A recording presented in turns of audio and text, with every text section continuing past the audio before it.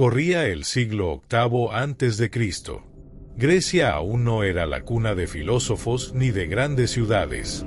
Era un mosaico de pueblos que comenzaban a organizarse, y donde los mitos eran más que historias, eran verdades cantadas por poetas como Hesiodo, quien escribió la Teogonía alrededor del año 700 a.C. En ese texto, se nos presenta a Prometeo, un titán distinto, más astuto que fuerte, más humano que divino.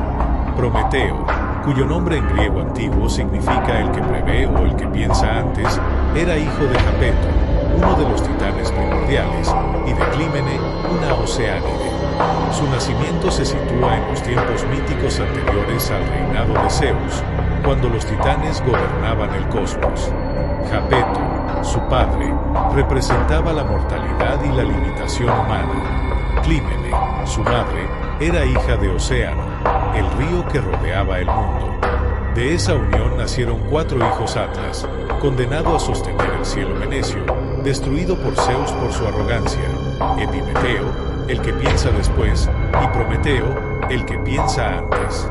Desde su nacimiento, Prometeo mostró una inteligencia fuera de lo común, una capacidad para anticiparse, para entender lo que otros no veían.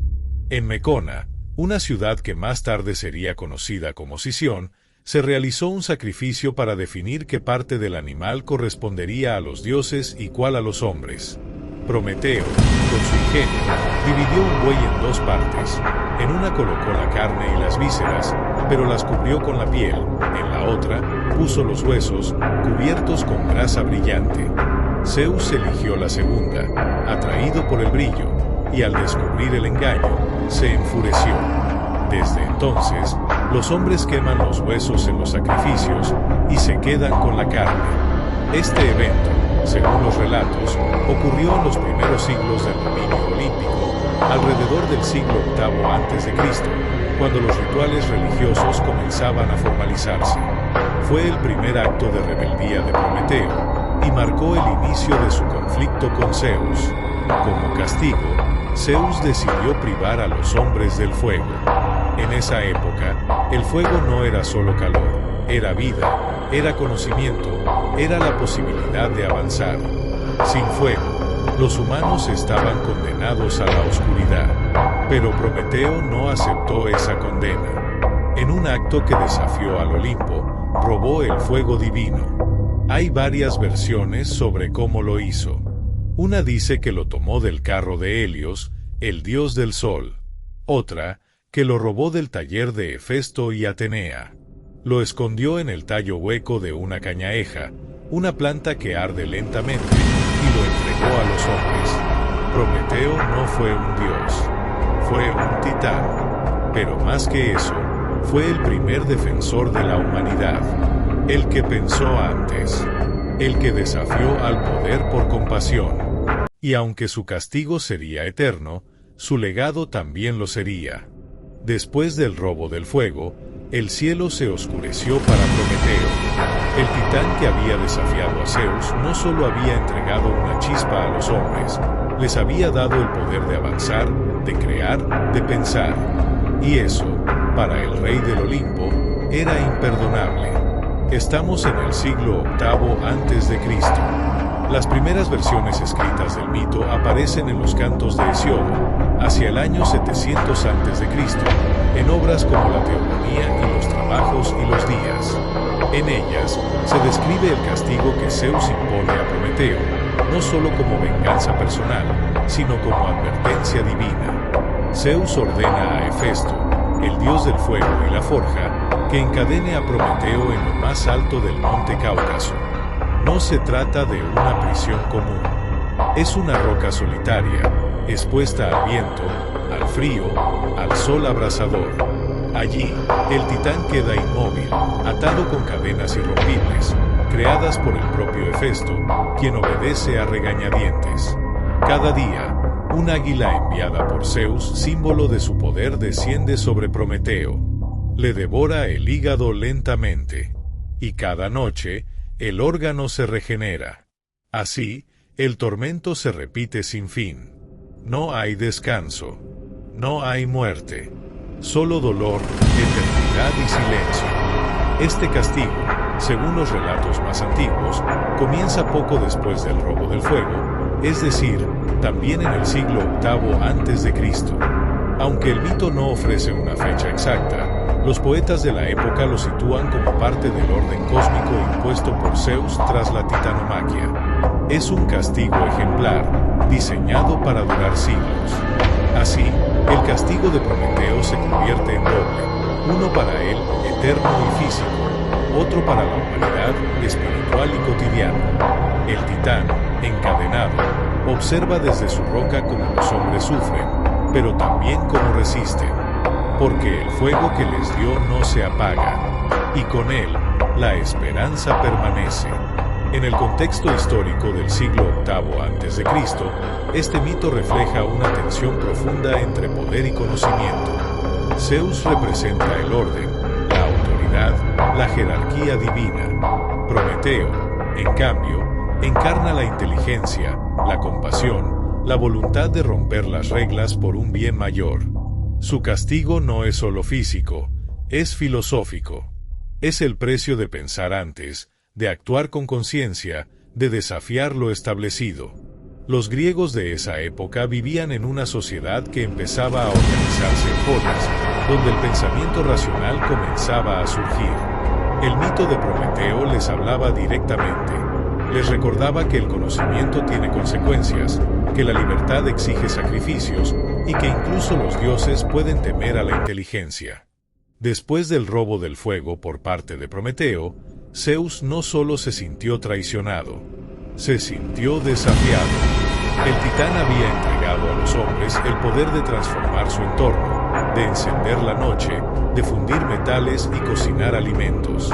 Era el inicio de la civilización. Y eso, para el rey del Olimpo, era demasiado. Estamos en el siglo VIII a.C. Hesíodo, el poeta griego que vivió hacia el año 700 a.C., escribe en su obra los trabajos y los días que Zeus, en respuesta al acto de Prometeo, decide castigar no solo al titán, sino a toda la humanidad. Pero no lo hace con rayos ni terremotos. Lo hace con belleza. Zeus ordena a Hefesto, el dios del fuego y la forja, que modele una figura femenina a partir de arcilla. La forma debía ser perfecta, irresistible. Hefesto la esculpe con manos divinas, dándole el cuerpo de una doncella. Atenea la viste con ropas brillantes, le coloca un velo bordado por ella misma y una diadema de oro con monstruos marinos tallados con arte. Afrodita le otorga el encanto, Hermes la astucia y las horas la gracia. Cada dios contribuye con un don, pero también con una trampa. Zeus la envía como regalo a Epimeteo, hermano de Prometeo. Prometeo, que siempre piensa antes, le había advertido que no aceptara nada de los dioses. Pero Epimeteo, que piensa después, la recibe. La belleza de Pandora lo deslumbra. La jarra permanece cerrada por un tiempo. Este mito, narrado por Hesíodo en el siglo VIII a.C., no es solo una historia, es una explicación. Los griegos de esa época buscaban entender por qué el mundo tenía dolor, por qué la vida era difícil. Y en Pandora encontraron una respuesta. No era culpa de los hombres, era castigo divino, era consecuencia del fuego robado. Pandora no es malvada, es ingenua, es curiosa, es humana, y por eso su figura se vuelve compleja. No es solo la portadora de males, es también la que guarda la esperanza, porque, aunque todos los males escapan, la esperanza permanece dentro de la jarra. Y eso, para los griegos, era fundamental. El mundo podía ser cruel, pero la esperanza nunca desaparecía del todo. En los siglos siguientes, el mito de Pandora se transforma. En el Renacimiento, se habla de una caja en lugar de una jarra, por error de traducción. Pero en los textos originales, como los de Hesíodo, se habla de una pitos, una vasija grande de barro, común en los hogares griegos del siglo VIII a.C. Después de que Pandora abriera la jarra y liberara todos los males sobre la humanidad, el mundo cambió. La vida se volvió frágil, incierta. Los hombres comenzaron a enfermar, a envejecer, a pelear. Y con el paso de los siglos, la corrupción se extendió por toda la tierra. Estamos en el siglo VIII a.C. En esta época, Hesíodo escribe los primeros relatos mitológicos que explican el origen del mundo y de los hombres. Y entre ellos, aparece una historia que recuerda a otras culturas antiguas, el mito del gran diluvio. Zeus, al observar la maldad que se había apoderado de los hombres, decide poner fin a la raza humana. Ya no bastaba con castigos simbólicos. Esta vez, el castigo sería total. Una limpieza, una inundación que borrara todo lo que se había corrompido. Deucalión, hijo de Prometeo, vivía en la región de Eftía, en Tesalia. Era un hombre justo, sabio, y había heredado de su padre no solo la inteligencia, sino también el respeto por los dioses y por la vida. Su esposa era Pirra, hija de Epimeteo y Pandora. Juntos formaban una pareja que, en medio del caos, aún conservaba la virtud. Prometeo, desde su castigo en el monte Cáucaso, logra advertir a su hijo. Le dice que Zeus planea inundar el mundo, y que debe prepararse. Deucalión construye entonces un arca o más bien, un cofre de madera y coloca en él provisiones suficientes para sobrevivir. No lleva animales, como en otras versiones del diluvio. Solo él y Pirra. El diluvio comienza. Llueve durante 9 días y 9 noches. Los ríos se desbordan, el mar invade la tierra, y las montañas más altas apenas sobresalen entre las aguas. La humanidad desaparece. Solo unos pocos logran refugiarse en las cumbres, pero la mayoría perece. Este relato, aunque aparece con más detalle en las metamorfosis de Ovidio en el siglo I después de Cristo, tiene sus raíces en los cantos orales del siglo VIII antes de Cristo y en las tradiciones que Hesíodo recoge. Es una historia que, como otras de la antigüedad, busca explicar por qué el mundo tuvo que empezar de nuevo. Después de navegar durante días, el arca de Deucalión y Pirra se posa sobre el monte Parnaso, en la región central de Grecia. Al descender, lo primero que hacen es ofrecer un sacrificio a Zeus Ficcio, el preservador de los fugitivos. Es un acto de gratitud, pero también de respeto. Reconocen que han sido salvados por su virtud, no por su poder. La tierra está vacía. No hay hombres. No hay mujeres. Solo ellos dos. Entonces, deciden consultar el oráculo de Delfos, que en ese tiempo estaba consagrado a la diosa Temis. El templo está cubierto de algas, el altar frío, pero la voz del oráculo aún responde. Deucalión y Pirra no entienden. ¿Cómo podrían profanar los restos de sus madres? Pero después de reflexionar, Deucalión comprende que su madre es Ea, la tierra, y que sus huesos son las piedras. Entonces, con las cabezas cubiertas, recogen piedras y las lanzan por encima de sus hombros. Las piedras que lanza Deucalión se convierten en hombres, las que lanza Pirra, en mujeres. Así, la humanidad renace, no por voluntad divina, sino por sabiduría humana. Después del diluvio, cuando las aguas retrocedieron y la tierra volvió a respirar, Deucalión y Pirra descendieron del monte Parnaso. Habían sobrevivido a la ira de Zeus, y con piedras transformadas en carne, dieron origen a una nueva humanidad. Pero el mundo no podía quedarse en llanuras vacías. Era momento de construir, de fundar, de sembrar civilización. Estamos en el siglo VIII a.C. Grecia comienza a organizarse en polis, pequeñas ciudades-estado que serán el corazón de su cultura. Y aunque los mitos no siempre coinciden con la historia arqueológica, los relatos de Hesíodo y otros poetas sitúan a Deucalión como el primer gran fundador después del caos. Deucalión se establece en Ftía, una región de Tesalia, al norte de Grecia. Allí reina con justicia, guiado por la sabiduría heredada de Prometeo. No es un conquistador, es un restaurador. Su gobierno marca el inicio de una nueva era, donde los hombres vuelven a confiar en los dioses, pero también en sí mismos. Su hijo, Helén, nacido de la unión con Pirra, se convierte en figura clave. No confundir con Helena de Troya. Este Helén es el antepasado mítico de los helenos, es decir, de los griegos. Según los relatos, Helén tuvo 3 hijos: Doro, Juto y Eolo. Cada uno dio origen a un grupo étnico: los dorios, los jonios y los eolios. Así, desde una sola familia, se trazan las raíces de toda la civilización griega. Los dorios, descendientes de Doro, migran hacia el Peloponeso.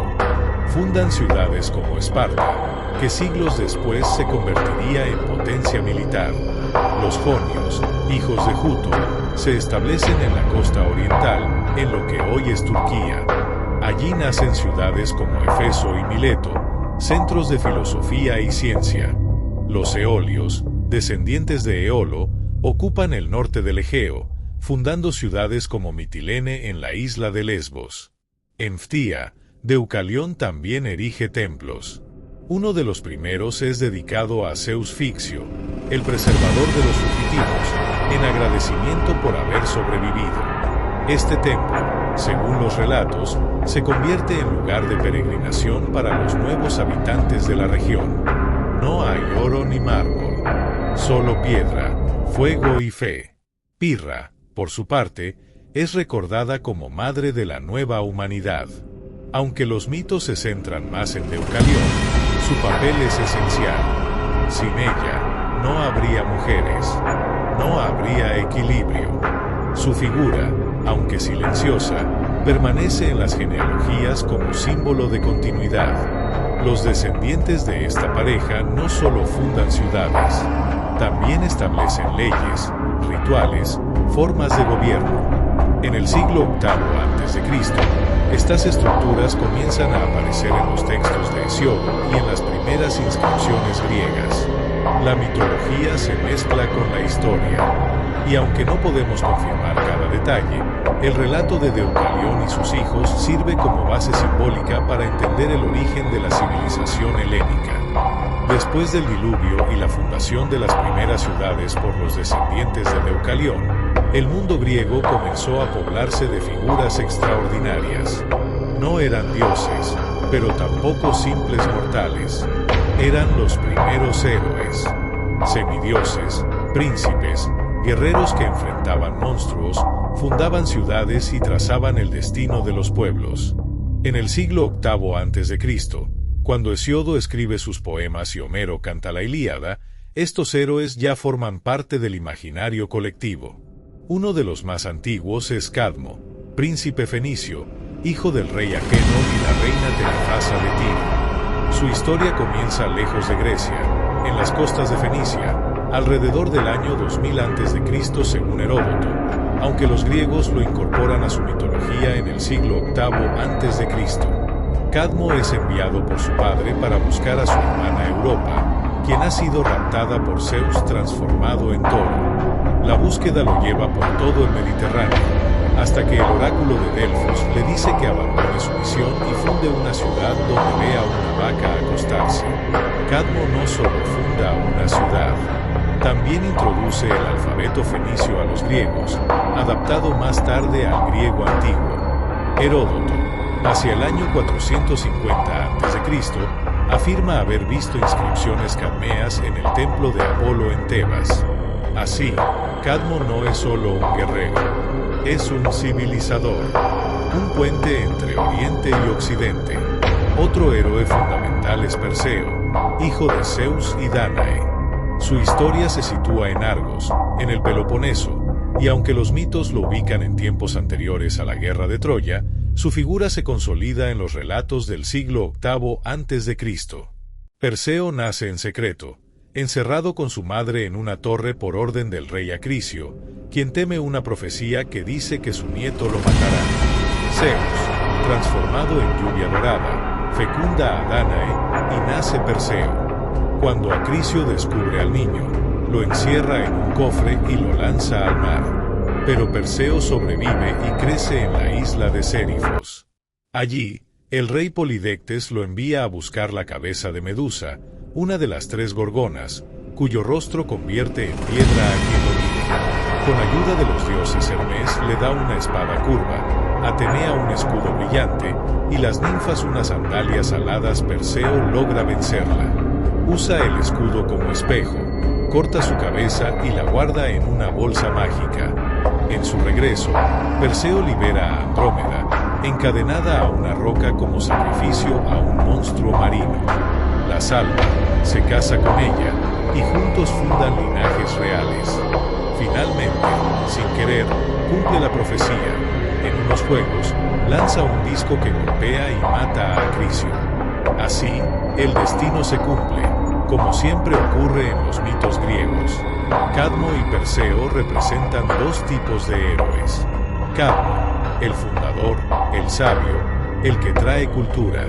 Perseo, el guerrero, el salvador, el que enfrenta lo imposible. Ambos aparecen en los relatos que circulan en el siglo VIII a.C., cuando los griegos comienzan a definir su identidad a través de estos personajes. No son dioses, pero tienen sangre divina. No son perfectos, pero sus acciones cambian el mundo.